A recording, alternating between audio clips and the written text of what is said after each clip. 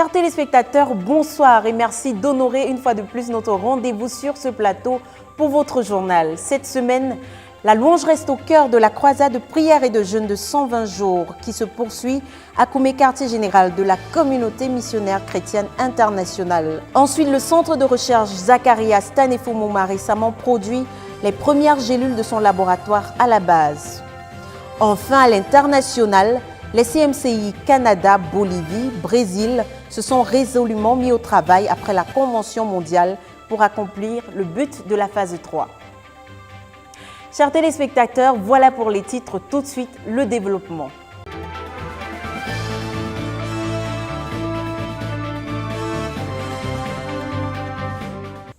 La croisade de prière et de jeûne de 120 jours qui se poursuit à Koumé, quartier général, se voit ponctuée dans ses différentes articulations par des moments de louange et de réjouissance effrénés. d'Anne-Josué Moloula présente des pas de danse au rythme de chants bien connus de la communauté. La suite en images.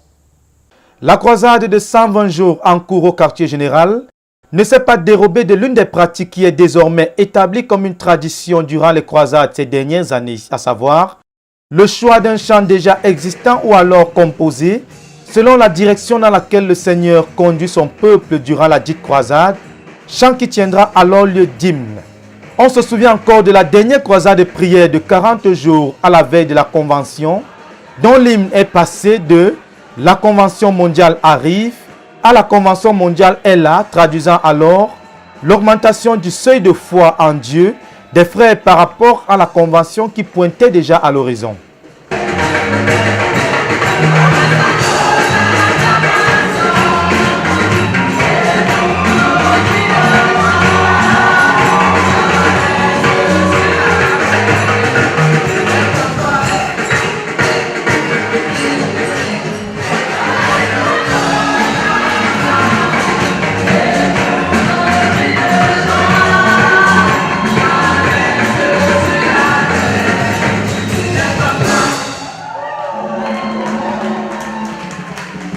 Aussi, en début de cette croisade de 120 jours en cours depuis le 2 janvier, on se rappelle du leader conduisant les saints à prier que le Seigneur oigne ceux qui vont diriger la croisade pour la rendre légère et facile.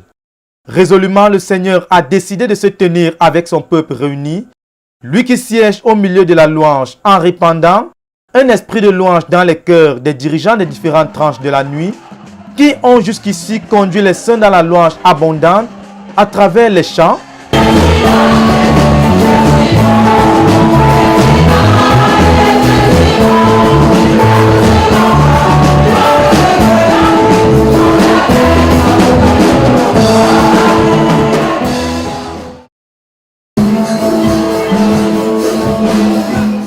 les témoignages et les actions de grâce quand on considère la grandeur de la main de Dieu dans la communauté pendant les phases 1 et 2 de notre œuvre, avant, pendant et après la Convention, au travers de la provision, de la protection et bien d'autres encore. La Nouvelle Alliance, cantique numéro 87 de la page 100 à la page 102 du recueil bilingue « Rendons ministère au Seigneur » est dans le choix de l'Esprit Saint comme hymne de cette croisade de 120 jours en cours. Entonné entre minuit et minuit 30 minutes après la prière pour l'impact de la Convention conduit par le pasteur Alphonse Tawet, le chant est accompagné d'un rythme musical qui impose à la grande chorale des mouvements synchronisés de 3 pas en avant suivis de 3 pas en arrière, entrecoupés par 2 temps de danse dont la beauté varie d'un individu à l'autre selon la dextérité et la souplesse physique de tout un chacun. Ne laissant alors personne indifférent, des petits-enfants aux parents plus âgés essayant de trémousser de toute leur force, leur corps marqué par l'âge et le travail dur investi par certains dans le service du Seigneur, mais motivés d'un esprit fort, sans cesse rajeuni par le Saint-Esprit et les encouragements divins, on peut alors contempler la gloire de Dieu rayonnant sur les visages.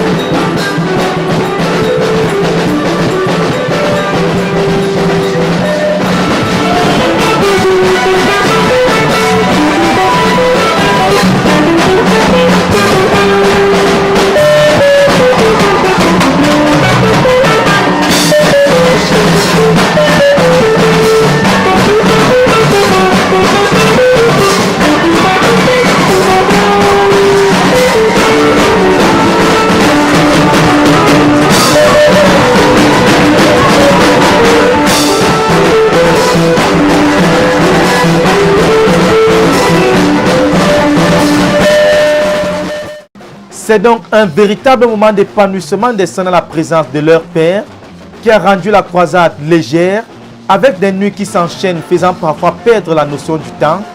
Preuve que Dieu est véritablement présent à cette croisade. Car, dit-on dans les Écritures, devant Dieu, un jour est comme 1000 ans et 1000 ans sont comme un jour. C'est donc un avant-goût du ciel.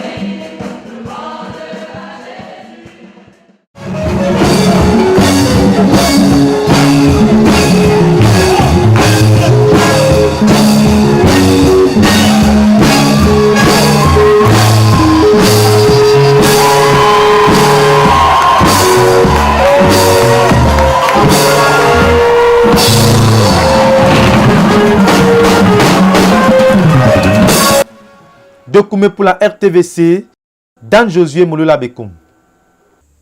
Séminaire de formation des dirigeants pour l'utilisation du guide de manioc, convoqué le 6 mars par le frère Alphonse Tawet, pasteur de l'église du quartier général. Il s'est donc servi du dit document pour enseigner sur établir les jeunes convertis et enraciner les églises. Le reportage de Jacques Coutier. L'église du quartier général a organisé son deuxième séminaire de formation des dirigeants sur l'utilisation du guide manioc ce vendredi 6 mars 2020 à Koumé. Cette rencontre, dirigée par le pasteur de l'église du quartier général, est la dernière dans la ville de Berthois sur ce thème, car désormais, les séminaires vont se poursuivre dans les centres à la périphérie. Le centre déjà programmé pour ce samedi 14 mars 2020 est Belabo. Et ses dirigeants recevront cet enseignement à partir de 9h. Ce vendredi donc à Koumé, le pasteur de l'église du quartier général a développé son enseignement sur 12 points critiques tirés du guide pédagogique sur établir les jeunes croyants et enraciner les églises. En effet, si à partir de ce manuel, il a démontré que Santa Cruz est la réponse de Dieu aux cris, aux larmes et aux prières du professeur Zachary Atane Fomum, il a aussi établi que la méthode de Dieu pour le réveil et la croissance des effectifs est l'évangélisation, la conquête des âmes et l'implantation des églises. La méthode de Dieu pour la CMCI, pour produire le million de faiseurs de disciples, est le message de Berthois. La foi et l'obéissance à ces deux paramètres doivent amener chacun à l'évangélisation personnelle. Et pour ce faire, le guide manioc offre une réponse à une multitude de questions. Par exemple, qu'est-ce que le suivi des jeunes croyants? Pour le guide manioc, c'est l'enseigner l'évangile. C'est aller vers la personne pour découvrir la révélation de Jésus en lui et l'aider. Et c'est l'initier dans la nouvelle vie. L'orateur principal de ce séminaire a également pris du temps pour lever le voile sur beaucoup de questions se rapportant à ce qu'est l'ossature de notre évangile. Comment préparer une leçon sur qui est le jeune croyant? Quelles sont les réponses attendues des jeunes croyants? La délivrance des démons et la guérison des malades. Enfin, il a invité ses dirigeants à coopérer pleinement pour être des serviteurs de Dieu forts, courageux, marchant dans la sainteté et la justice de Dieu. L'un des participants nous livre ici ses impressions.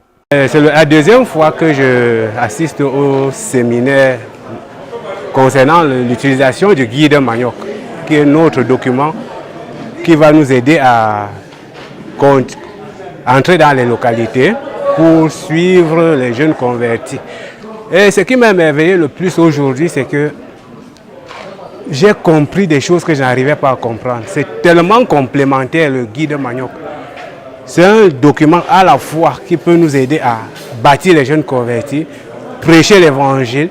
Ça va jusqu'à la délivrance même des jeunes, des démons et autres. Donc c'est un document très complet. Il y a eu beaucoup de questions qui ont été posées qui m'ont encore plus édifié.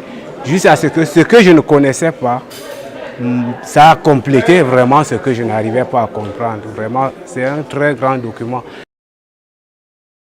Les dirigeants ont été invités à se préparer pour une croisade d'évangélisation de 40 jours dans la province spirituelle du quartier général. La date leur sera communiquée dès que les copies du livre L'amour et le pardon de Dieu à distribuer pendant cette période seront disponibles. Document pour la RTVC, Jacques Koueché. Ils ont été plus de 200 à prendre part ce 7 mars à la deuxième journée de prière de masse organisée par le Centre de prière stratégique pour la conquête du monde sous la direction du pasteur Alima. Les frères ont non seulement rendu grâce, mais aussi et surtout enfanté les âmes et les églises. Suivons Jacques Koueché. Le Centre de prière stratégique pour la conquête du monde a organisé la deuxième journée mensuelle de prière de masse de l'église du quartier général ce samedi 7 mars 2020 à Koumé. Elle a été destinée au troisième groupe de centres, à savoir Dimako, Nanga et Boko, Poklota Village, Ndiang, Belabo, PSU et le staff du quartier général.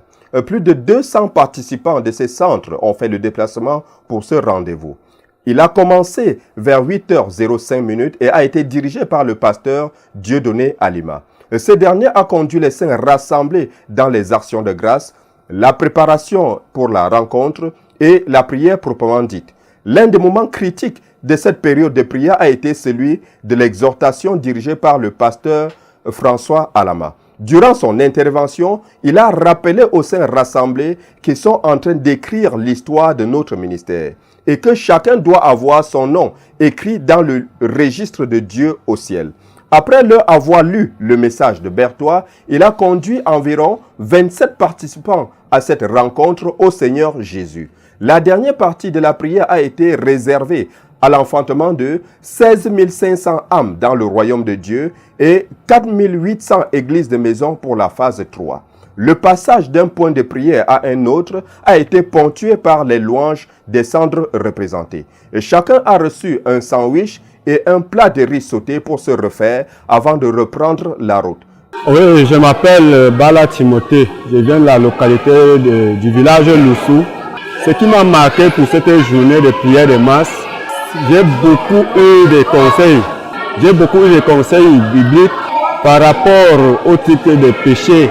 Ça m'a beaucoup touché parce que vraiment avant, le peuple Baka ne savait pas ce qu'on appelle Dieu. Et maintenant, nous sommes vraiment fiers parce que nous étions encore dans les ténèbres. Maintenant, nous sommes bien sortis pour connaître qu'il y a un Dieu vivant qui sauve, qui délivre le péché de tout un chacun. Cette journée de prière de masse, il y a un effectif de 43 Baka là présent. Merci à vous. Document pour la RTVC, Jacques Koueché. Voilà, nous sommes heureux de vous annoncer par la voix de Jacques Koueché une avancée spectaculaire au laboratoire du Centre de recherche Zacharias Tanefomoum. Il s'agit des toutes premières gélules ce 9 mars. Le reportage. Le Centre de recherche Zacharias Tanefomoum vient de faire un pas décisif. Les premières gélules viennent d'être produites dans son laboratoire cette nuit du 9 au 10 mars 2020 à Koumé. Le professeur Jamen nous donne le résultat de plusieurs nuits de travail acharné. Jusqu'à très récemment, ce que nous avions comme médicament était sous forme de suspension. Comme vous voyez ici un exemple. Ceci est appelé par exemple Androprep. C'est notre médicament de choix qui a une activité androgénique. Donc, très indiqué pour traiter des problèmes de dysfonction érectile. Et ici, c'est le médicament que nous appelons Hepatoprep, c'est-à-dire le traitement contre les hépatites virales. Donc, comme je le disais, jusqu'à très récemment, ces médicaments étaient trouvés au niveau de vos cliniques. Sous forme de suspension, comme vous voyez ici, ceci est une suspension, c'est-à-dire une substance médicamenteuse en solution. Bien, nous avons fait beaucoup de progrès. Par la grâce de Dieu et le soutien et la confiance de notre leader, le frère Théodore Ambosé, et plusieurs de nos bien-aimés de notre communauté, nous avons pu acquérir un certain nombre d'équipements. parmi lesquels cette prestigieuse machine appelée spray dryer. Vous nous avez vu tout à l'heure en train de faire le montage des différentes parties du spray dryer. Je ne vais pas entrer dans les détails du principe de fonctionnement de cet appareil, mais pour dire juste quelques mots, avec cet appareil, on arrive donc à enlever totalement le solvant de ces suspensions et pouvoir obtenir des poudres. Et nous avons commencé par notre premier produit qui s'appelle EndoPrep. Il était question donc pour nous de trouver les paramètres adéquats qui nous permettent d'enlever le solvant et d'obtenir la poudre, le principe actif, sans dénaturer le principe actif, bien évidemment. Et c'est ce que nous avons donc réussi après quelques jours de travail dur. Nous avons donc réussi à obtenir la poudre, le principe actif. La poudre donc obtenue grâce à cette machine, nous avons donc obtenu une poudre. Peut-être ici vous n'avez plus voir la poudre en tant que telle. Vous avez ici un reste de poudre qui malheureusement ne se présente plus très bien. Donc là c'est un reste de poudre, mais l'essentiel de la poudre se trouve maintenant ici. Voici donc nos premiers produits qui sont sous forme de gélules. Donc dorénavant nous n'aurons plus EndoPrep sous forme de suspension, mais maintenant sous forme de gélules. Et vous voyez, nous avons donc ce conditionnement. Dans ce genre de petite boîte, nous avons donc ces gélules-là. Il suffira donc pour quelqu'un, pour un homme qui souffre de dysfonction sexuelle, de prendre 2 gélules par jour pendant seulement 3 jours. Donc, dans chaque traitement comme ça, nous allons mettre 6 gélules. Tous les hommes qui souffrent donc de faiblesse sexuelle ou d'impuissance sexuelle ont désormais ces gélules à leur disposition au lieu de leur suspension buvable. De Koumé pour la RTVC, Jacques Kouechi. CMCI Canada, les frères n'ont pas tardé à se mettre au travail d'évangélisation après la convention. Les programmes et les rencontres se multiplient en vue d'exhorter et de former les frères pour être disciples et faire des disciples du Seigneur Jésus. C'est notamment le cas des sessions de l'école de la connaissance et du service de Dieu qui se multiplient désormais semaine après semaine. Hyacinthe Bokolo. Sois pleinement arrosé.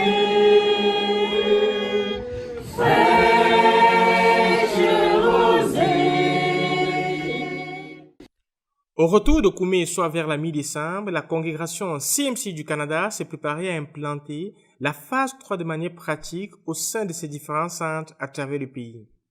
À Montréal, les 3 derniers dimanches de l'année, précédant la nuit de la traversée du 31 décembre 2019, furent des dimanches évangéliques et toutes les semaines furent des semaines d'évangélisation où chaque frère et sœur fut invité à sortir et à partager la parole de Dieu. Les cultes suivants à la nuit de la traversée ont mis l'emphase sur notre rôle et notre appel en tant qu'enfant de Dieu. Cet appel fut clairement défini et plusieurs rencontres eurent lieu pour partager en détail ce qui avait été dit et expérimenté à Koumé. La prophétie de Santa Cruz fut partagée à nouveau. Des objectifs précis ont été établis pour la phase 3 au Canada. Une restructuration fut également remarquée au sein de l'organisation des centres et des églises des maisons. Tous savent maintenant comment faire progresser le royaume de Dieu. 2 nouveaux programmes furent annoncés cette année. L'école de la connaissance et du service de Dieu reprit de façon hebdomadaire tous les samedis de 13h à 17h. Plus de 50 membres inscrits à Montréal et 13 autres provenant de divers centres du Canada. Ayant pour but de former des faiseurs de disciples pouvant former à leur tour des disciples de Christ, nous apprenons donc de façon pratique à faire face aux défis fréquemment rencontrés lors de la formation d'un disciple.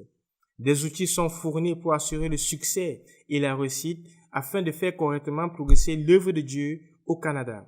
Nous visons donc plus de 140 assemblées de maisons au Canada pour la phase 3, dont la moitié à Montréal. Chaque membre de l'Église est désormais associé à une assemblée de maisons pour assurer son progrès spirituel et le suivi plus précis dans un milieu moins formel. Le deuxième programme implanté s'étend vers la fin de l'année 2019. Celui-ci concernait la guérison des blessures intérieures. Par ce programme, nous avons accueilli 5 nouveaux membres à la CMCI Canada qui cheminent parmi nous. C'est ce qui résume les dernières nouvelles du premier trimestre de la phase 3 au Canada depuis le retour de Koumé. Louez l'Éternel car il est bon, car sa miséricorde durera toujours. Pour la RTVC, je suis Hassan Bekolon. Pourquoi nous chantons en levant nos mains vers le ciel? Quelle est la vraie raison? D'autres s'étonnent de nous voir chanter, crier et pleurer, même quand tout semble bien. On chante parce qu'on est heureux, on chante parce qu'on est libre, son regard nous rassure, c'est la raison de nos chants. Gloire, alléluia, c'est la raison de nos chants.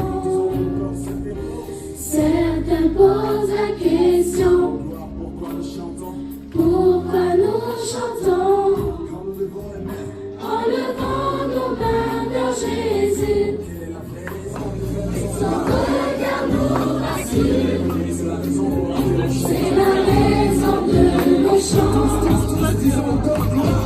Gloire, alléluia, c'est la raison de nos chants.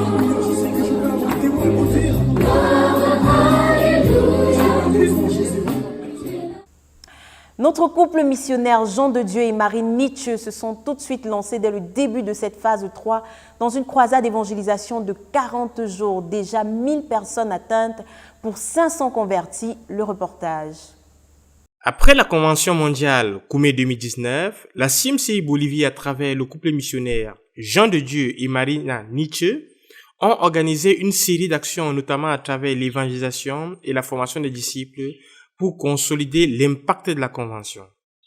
La première action a été une croisade d'évangélisation de 40 jours dans la ville de Santa Cruz et les localités environnantes. Plus de 1089 personnes ont été atteintes avec l'évangile et plus de 500 personnes ont reçu le Seigneur Jésus-Christ. Et le plus grand besoin maintenant est de bâtir les jeunes convertis et de les faire intégrer dans l'église locale. La deuxième action a été le séminaire de formation des dirigeants organisé avec une douzaine de personnes avec pour thème être disciple et faire les disciples de Jésus-Christ. Le séminaire a duré 3 jours et à la fin du séminaire, plusieurs personnes se sont repenties et se sont engagées à être des disciples de Jésus-Christ. L'Éternel est bon avec nos missionnaires. Louez l'Éternel car il est bon, car sa miséricorde durera toujours. Pour la RTVC, je suis Hassan Bekolon. Ok, eso haciendo una pequeña video. Provecho, hermano Andrés. Aquí es nuestra escuela dominical con los niños. Au Brésil, les frères Stephen Fomum et Harold Fokue ont convoqué les 22 et 23 février une retraite spirituelle qui a rassemblé les frères autour de l'enseignement « Être disciple et faire des disciples du Seigneur Jésus ». La suite en images. Les missionnaires du Brésil, Stephen Fomum et Harold Fokue, ont organisé une retraite spirituelle dans l'église CMCI d'Itacarambi, dans le nord Minas, au Brésil, du 22 au 23 février 2020. Le thème de la retraite spirituelle, c'était « Être disciple et faire des disciples pour Christ ». Dans la journée du 22 février, le pasteur Harold Fokue a enseigné sur ce qu'être disciple, l'objectif de la phase 3, et aussi sur le fait que Jésus est notre modèle et Jésus est notre exemple. Dans la soirée, il y a eu la participation des églises de Agreste et de Fabio. Dans la journée du 23 février 2020, le pasteur Fomum a rendu ministère sur le prix à payer pour être un disciple de Jésus-Christ. Après ce message, nos missionnaires ont rendu un ministère de guérison des malades, brisement des malédictions et ont chassé les démons. Il faut rappeler que le but de cette localité, c'est d'atteindre 8 églises et maisons d'au moins 50 membres, dirigées par 8 faiseurs de disciples qui obéissent au message de Berthois. C'est dans la joie que cette retraite spirituelle s'est achevée.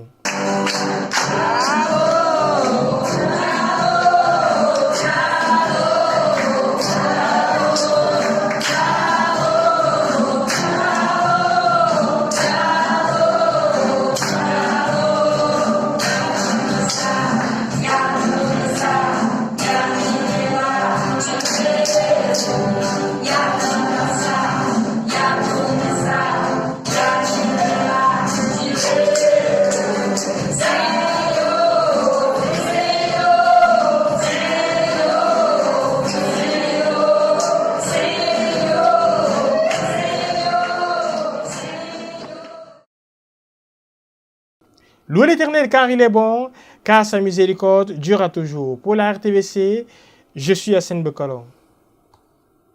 Avant de vous quitter, nous souhaitons mentionner le siège de prière de 24 heures qui s'est tenu à Koumé, quartier général de la CMCI, du lundi 9 mars au mardi 10 mars 2020, sous la direction de la sœur Esther Kouanan, dirigeante du centre de prière et de jeûne pour la conquête du monde.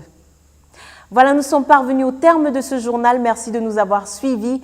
Restez connectés sur la Radio Television Voice of the Cross, la chaîne de la Bible. Que Dieu vous bénisse.